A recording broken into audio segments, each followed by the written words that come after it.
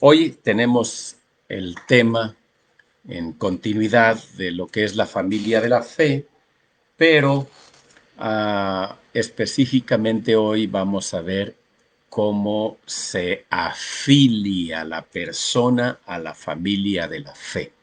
Por eso le he puesto como título la filiación a la familia de la fe.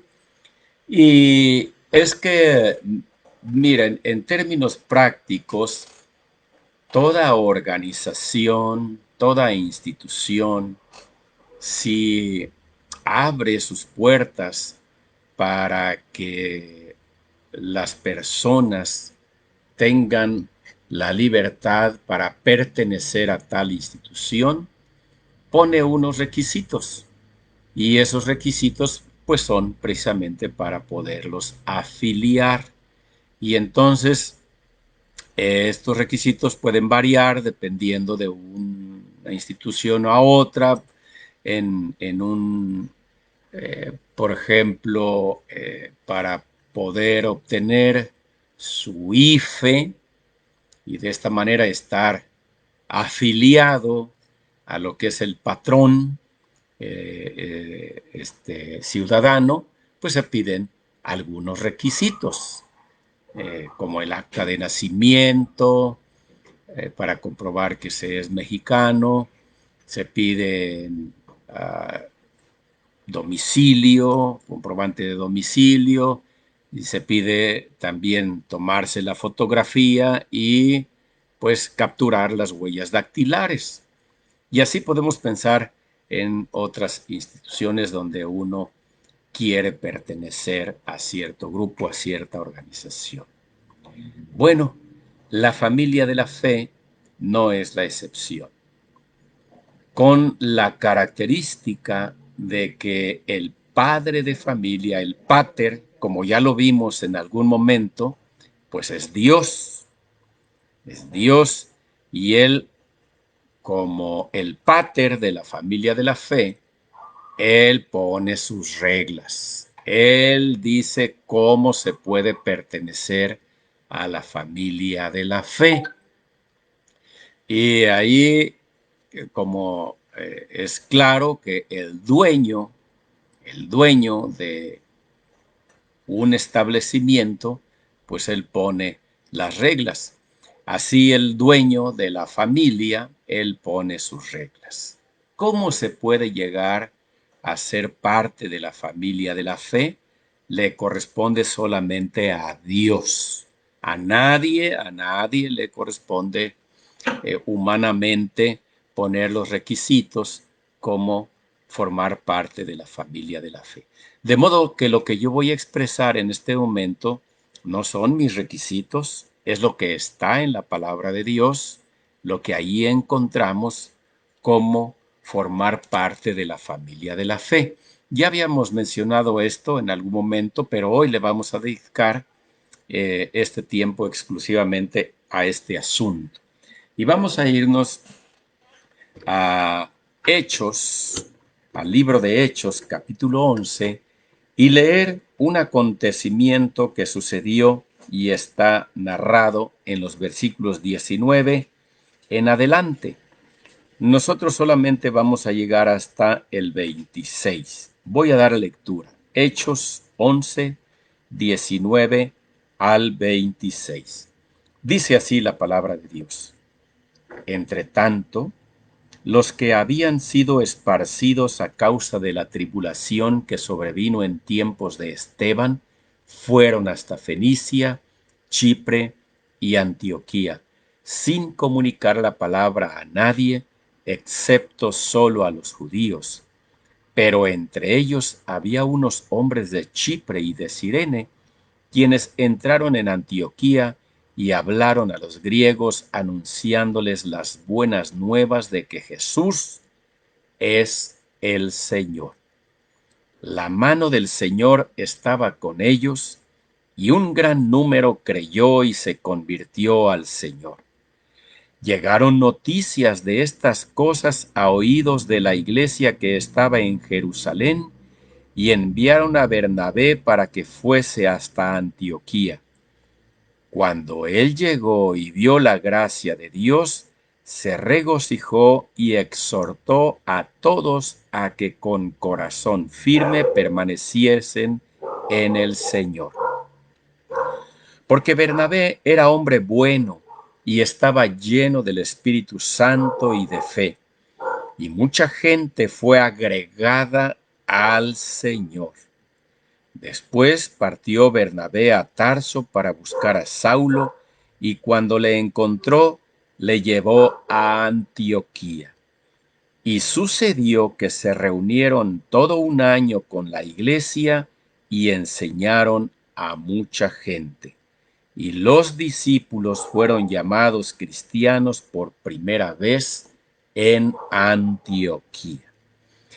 La palabra de Dios nos narra un acontecimiento sin precedentes.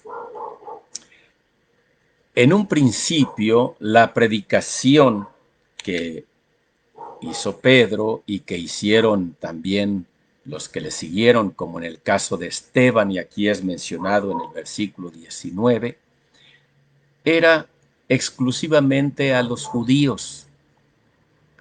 La apertura para que lo escucharan los gentiles tardaría un poco en darse.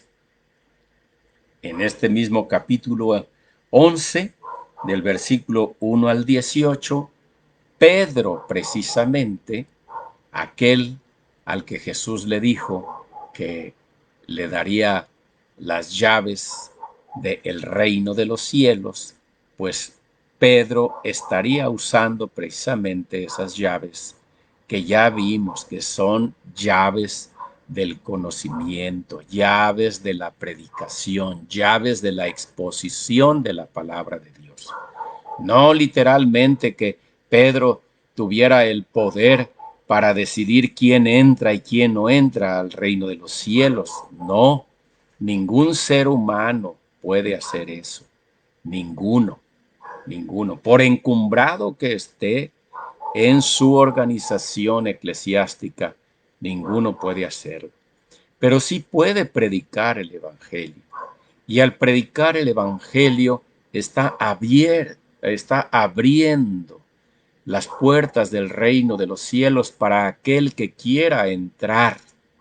Pero aquel que quiera entrar, bueno, tendrá que enfrentarse con los requisitos que Jesucristo mismo y el Padre han puesto para poder entrar al reino de los cielos. Pero la exposición está hecha. Las puertas están abiertas, la predicación está siendo dada.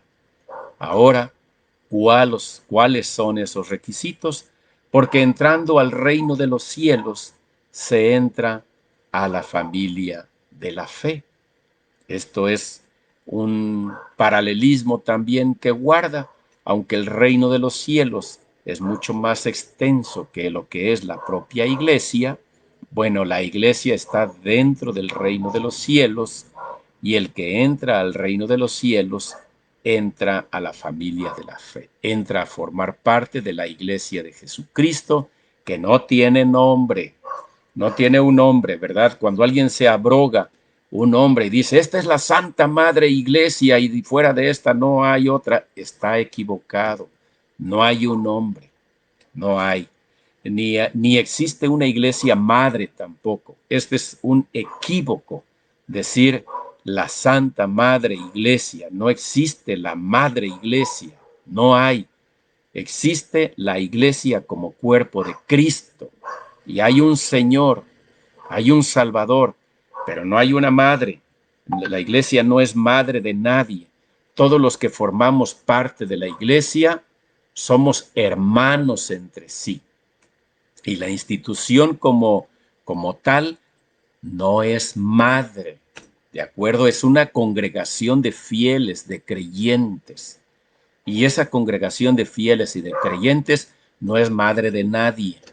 Esto es muy importante aclararlo porque se ha elevado a título de madre a la iglesia, cosa que está en contra de las escrituras. Si ustedes escuchan esto en algún momento, de que la iglesia madre o la santa madre iglesia, eso no existe, más que en la mente de algunos y en la forma en que han organizado su institución. Pero a la luz de la Biblia no hay madre, ni madre iglesia, ni madre tampoco de los creyentes. No existe eso. Solamente hay un Dios y Padre, así lo dice claramente acá en Efesios, y va a valer la pena, aunque vamos a llegar a Efesios más adelante, pero en este momento va a valer la pena que vayamos allá a Efesios cuando menciona este asunto de la unidad y pues no menciona a ninguna madre, ¿verdad? Allá en el capítulo 4 dice el pasaje así, y también ya lo vimos en algún momento, pero lo vamos a volver a ver para aclarar que aquí no se menciona a ninguna madre. Dice aquí en el capítulo 4, y leo desde el versículo 1 para entrar en contexto y llegar así hasta el versículo 6.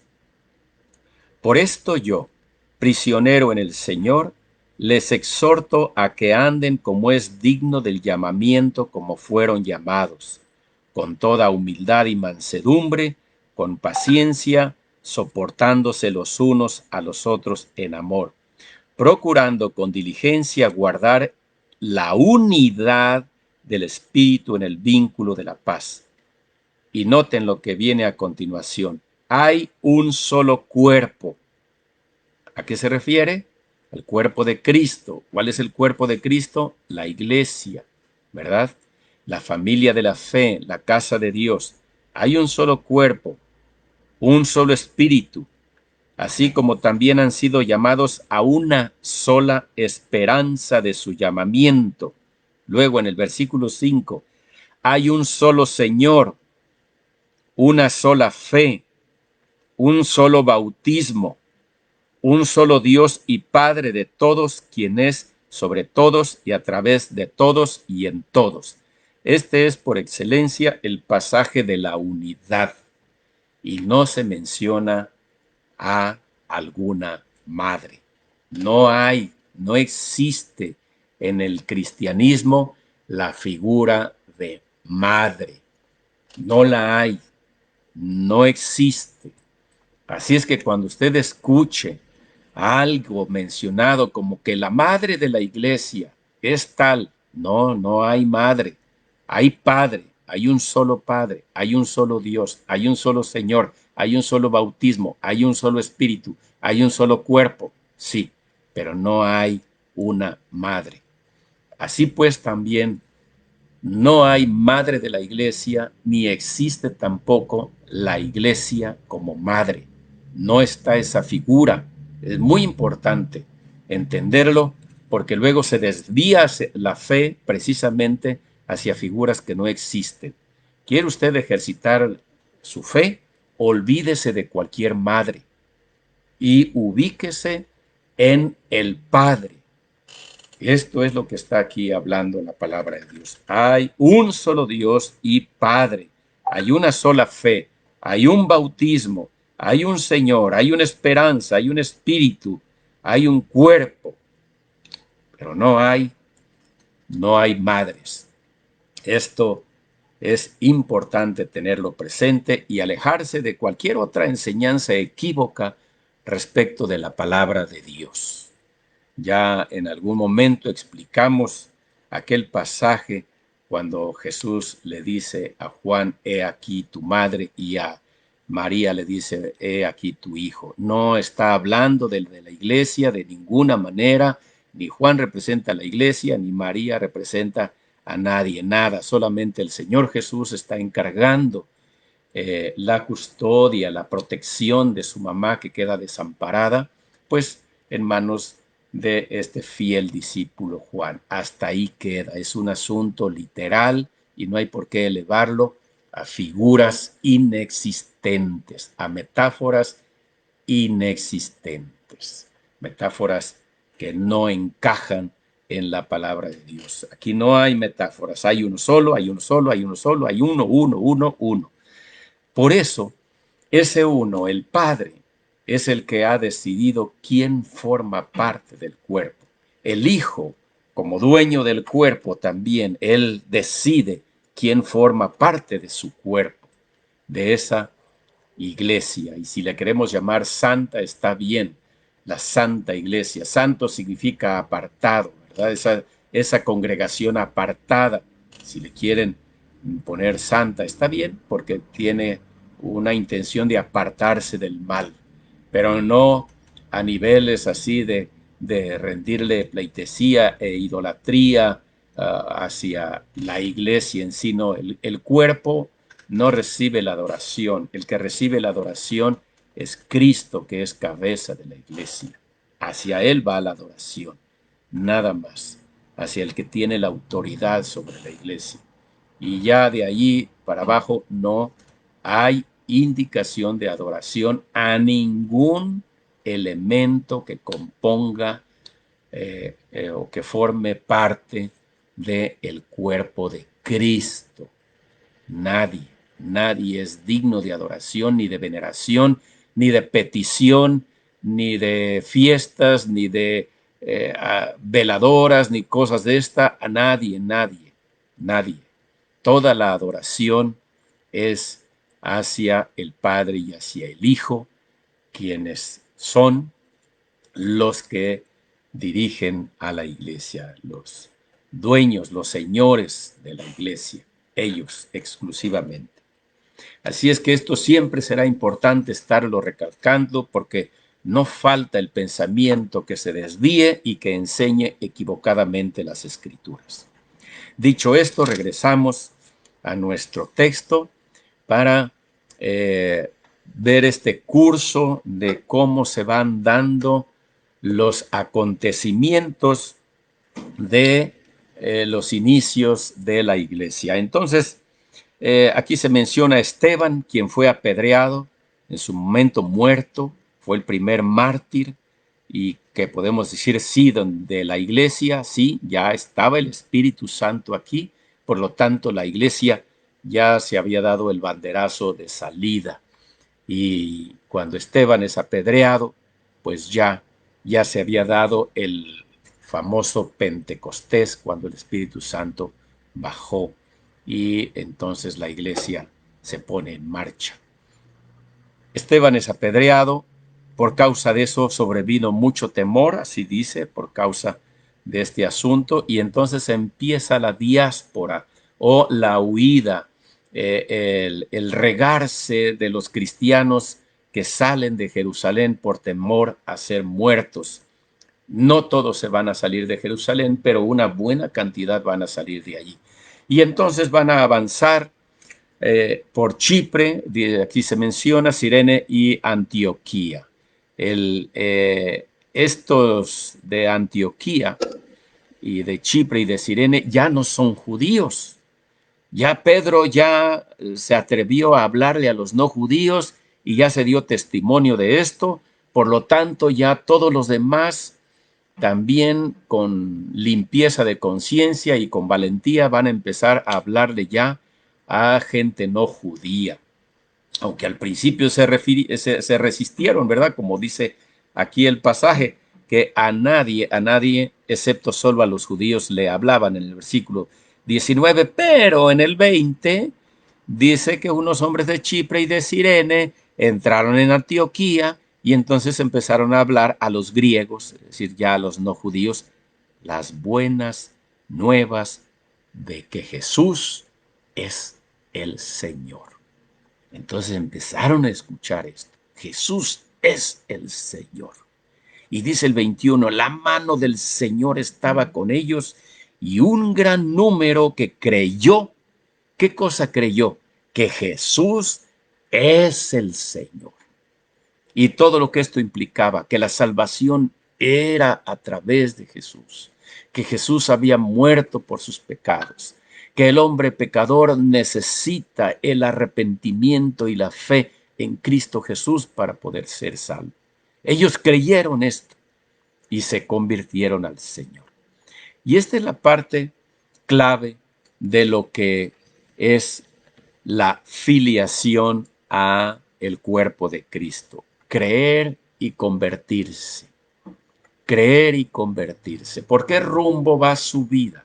Si su rumbo va su vida sin Cristo Jesús, entonces usted escucha el Evangelio de Jesús, escucha que Jesús es el Señor, usted cree en el Señor y se convierte de sus caminos por donde anda, malos, equivocados, erróneos, creyendo cosas que le enseñaron desde niño que no tenían nada que ver con la enseñanza escrituraria de la palabra de Dios, y se convierte al Señor.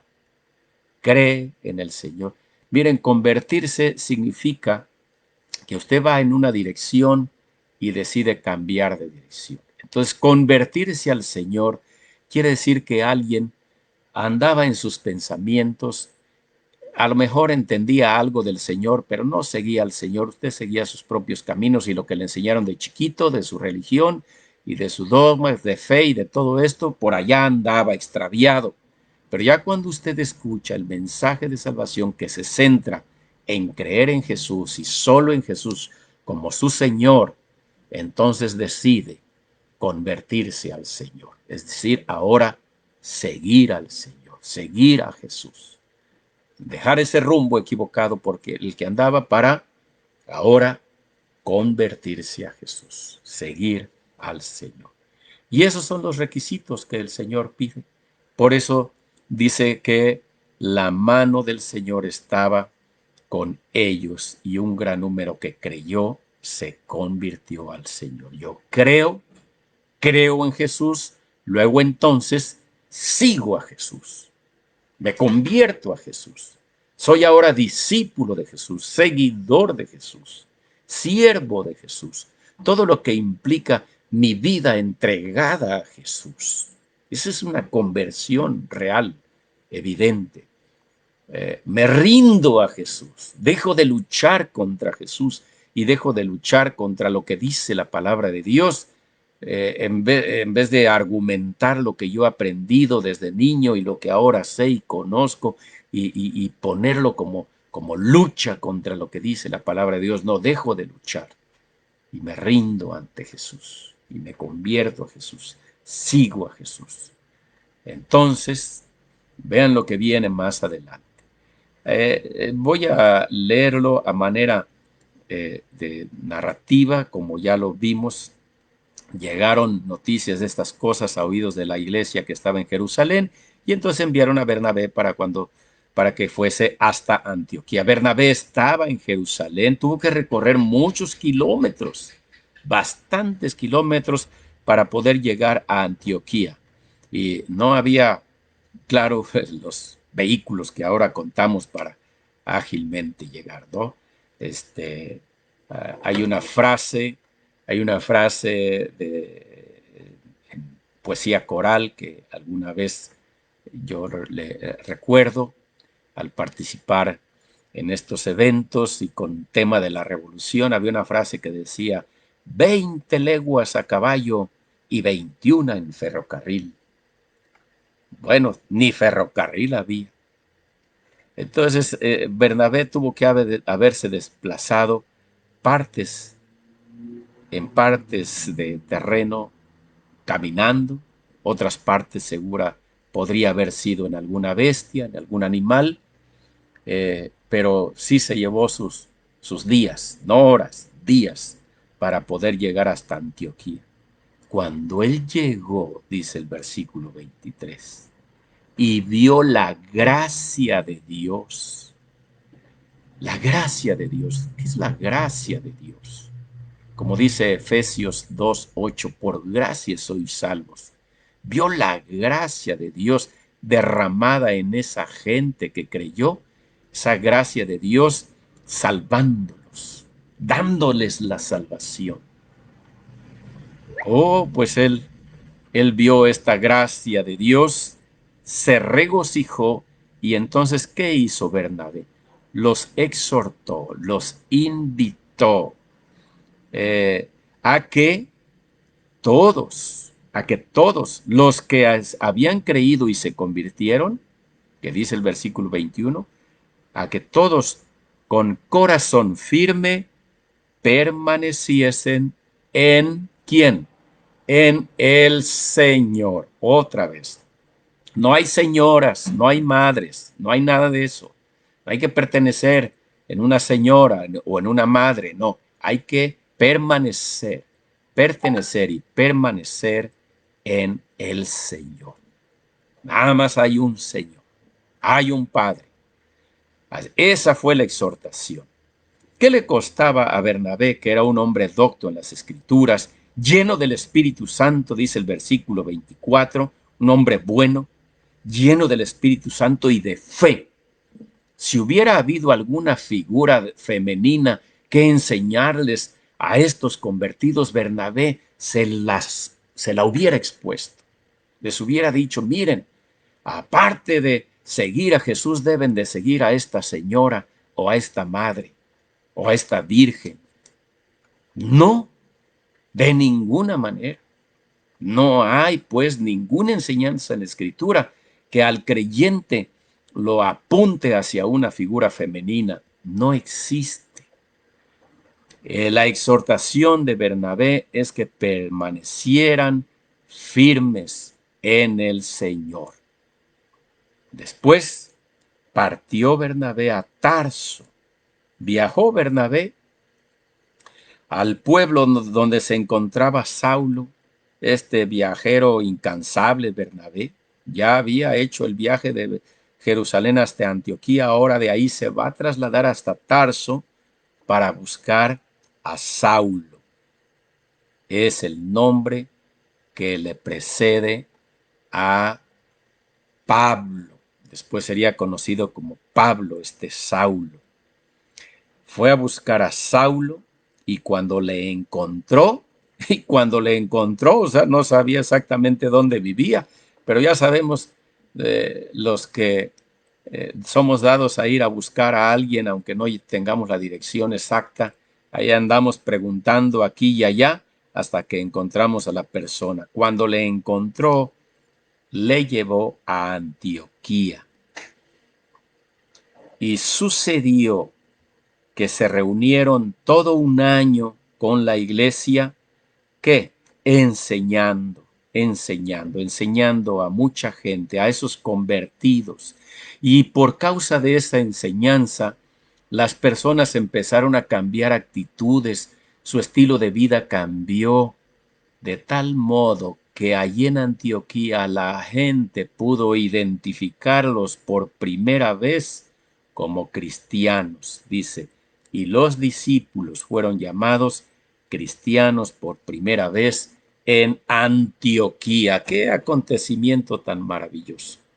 Por primera vez, fíjense, por primera vez a los seguidores de Cristo Jesús se les identificó como cristianos. Ahora cabe preguntarnos, ¿qué vieron?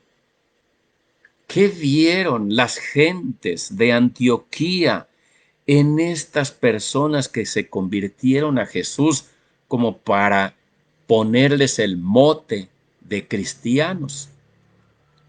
Bueno, no hay mucho que buscar. Cuando uno ve que alguien en su forma de vivir se parece con otro, luego le ponen el mote de aquel, ¿verdad? O que tiene alguna característica. Por decir algo, yo recuerdo algunas cosas así, donde si uno veía que una persona, un amigo, allí entre la camarilla, un amigo, imitaba alguna actitud de otro, pues rápido le decía uno al otro, por ejemplo, ay, Urielito, ¿verdad? Aunque el Uriel era otro, no ese. Ah, Urielito, ¿verdad? Ah, Fernandito. Sí, le endilgaba uno. ¿Por qué? Porque lo que estaba haciendo se parecía a lo que el otro hacía.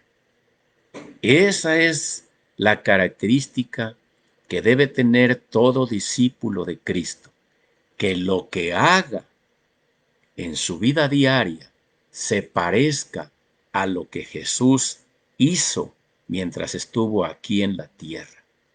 Es descrito Jesús allá en el Evangelio de Juan capítulo 1 como lleno de gracia y de verdad.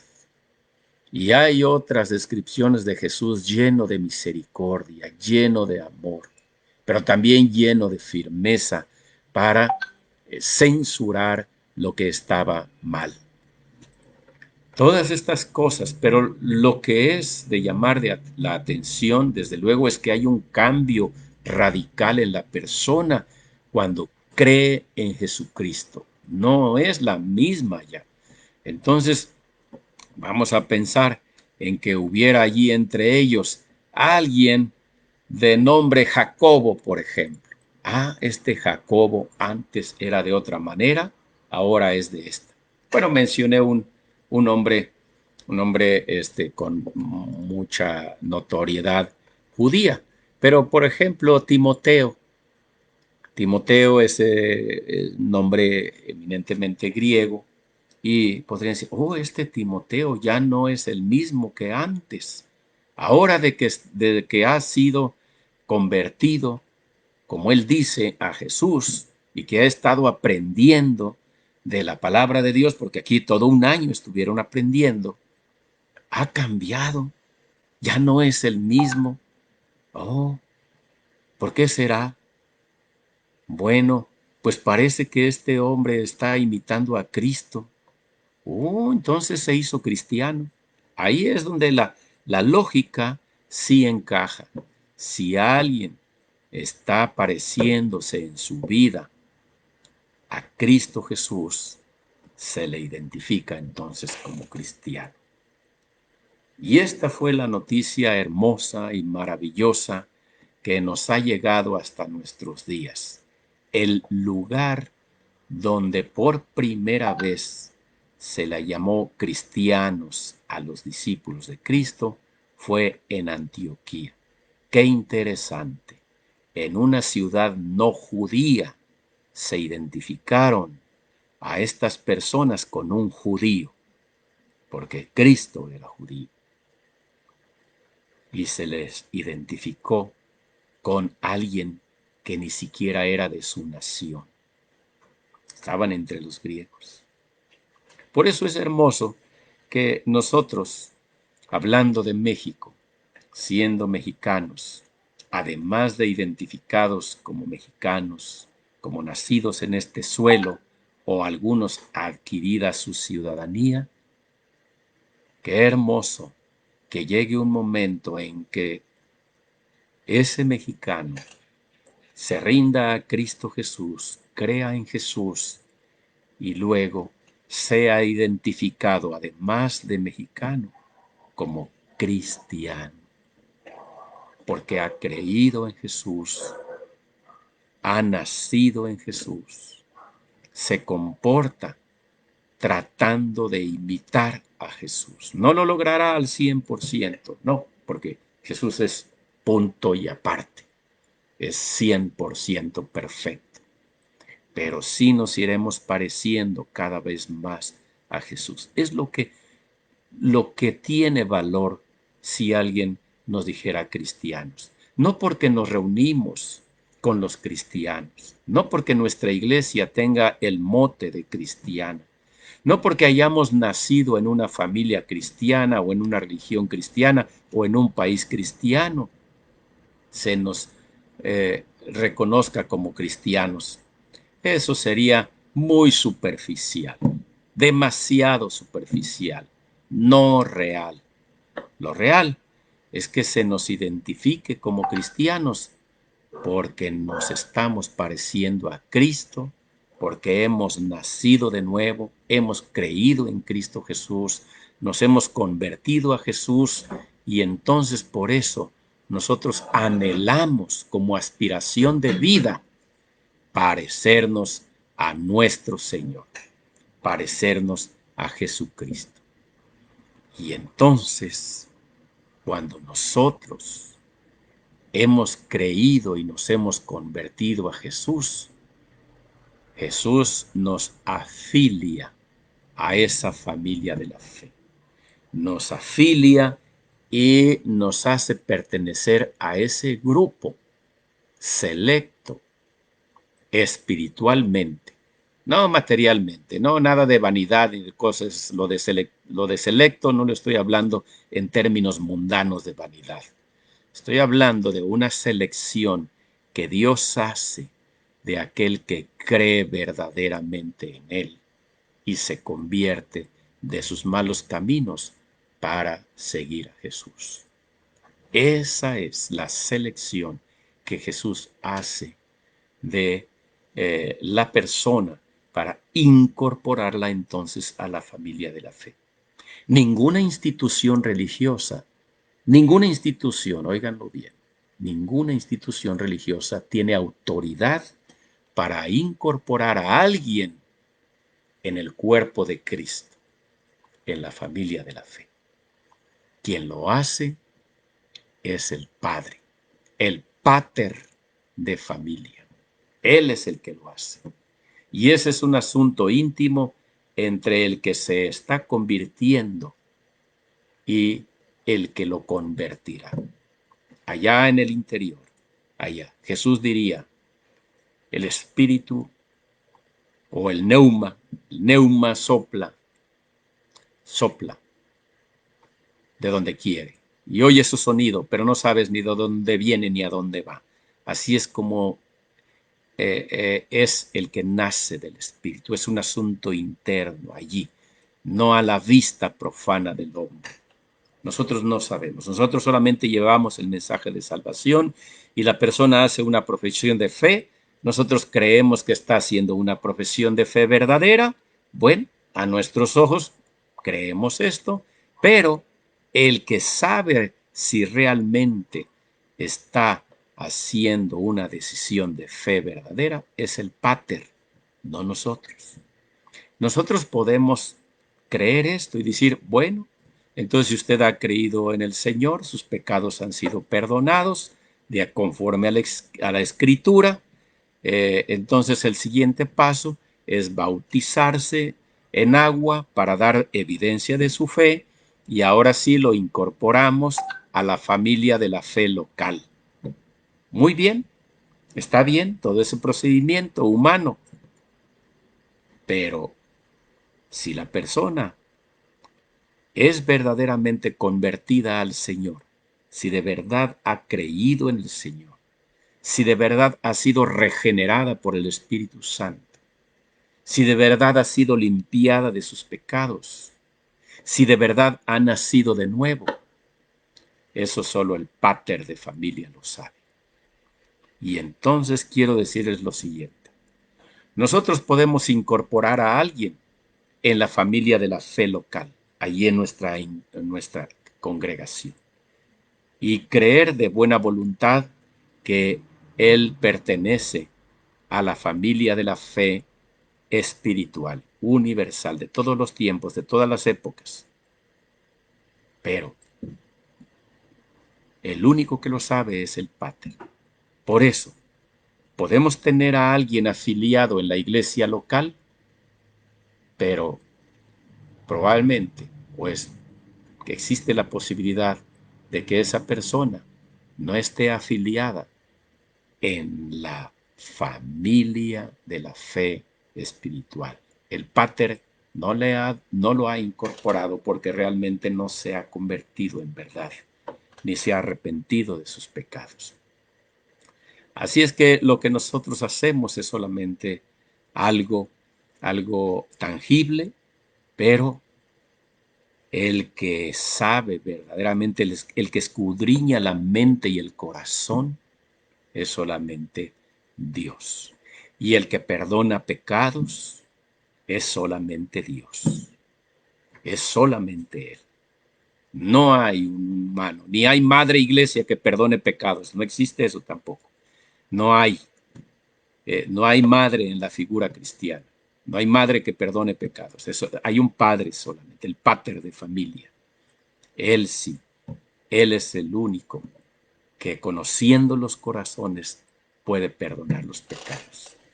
Nosotros Lo único que hacemos es comunicar la buena noticia y decir, bueno, si usted ha creído, entonces sus pecados han sido perdonados.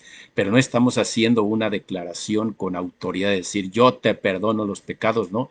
Nadie, ni la iglesia, el cuerpo no puede perdonar pecados. El que perdona es el que está al mando del cuerpo, Cristo Jesús. Él es el que perdona, el que incorpora. Nosotros no podemos decir, tú vente para acá, como miembros del cuerpo, vente para acá. No, no. Cristo Jesús es el que los incorpora. Y dice la palabra de Dios que el Espíritu Santo es el que acomoda a cada miembro del cuerpo en su lugar, ¿verdad? Es el Espíritu Santo, no es la iglesia. No, no, no, no es el cuerpo. El cuerpo no tiene autoridad para acomodar los miembros como él quiere. No, es el Espíritu Santo. Siempre es importante dilucidar esto porque hay mucho engaño en el mundo.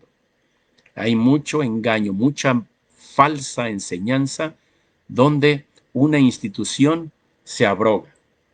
Se abroga el derecho.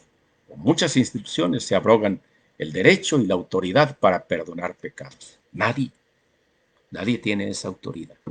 Solo Dios. Solo el Pater de familia y Jesucristo, que es la cabeza de el cuerpo, que es la iglesia. Así pues, nos llega este gozo tan hermoso de la noticia de cuándo fueron llamados cristianos por primera vez, y la pregunta que encaja necesariamente es, ¿usted es cristiano? ¿Es cristiano así conforme a la Escritura? ¿Usted ha creído en Cristo Jesús? ¿Se ha convertido de sus malos caminos y de sus pensamientos equivocados, erróneos, para seguir a Jesús? Porque si no ha sido así, usted no es cristiano. Aunque esté afiliado a una iglesia cristiana, aunque haya nacido en una familia cristiana, no es cristiano. Conforme a la Escritura, el único que lo puede hacer cristiano es el mismo Cristo. Si usted se arrepiente y cree verdaderamente en Él y decide abandonar ese estilo de vida que desagrada a Dios para seguir a Cristo Jesús. Y decide hacerle caso a su palabra, porque esta es la palabra de Dios. No existe una cátedra humana que esté por encima de la palabra de Dios. No existe. Algunos se levantan como catedráticos de la palabra de Dios y ellos creen o se levantan como si fueran ellos la voz de Dios, pero no como el vocero de Dios, sino si fuera Dios mismo. Esto es un error. Es cierto que el predicador es la voz de Dios en el sentido de vocero de Dios, pero no es Dios. No existe eso es un error. Cuando alguien se para como vicario de Cristo o vicario de Dios o vicario de quién sabe quién, en ese sentido es un error garrafal. No hay, no hay vicarios o sustitutos pues de Cristo Jesús.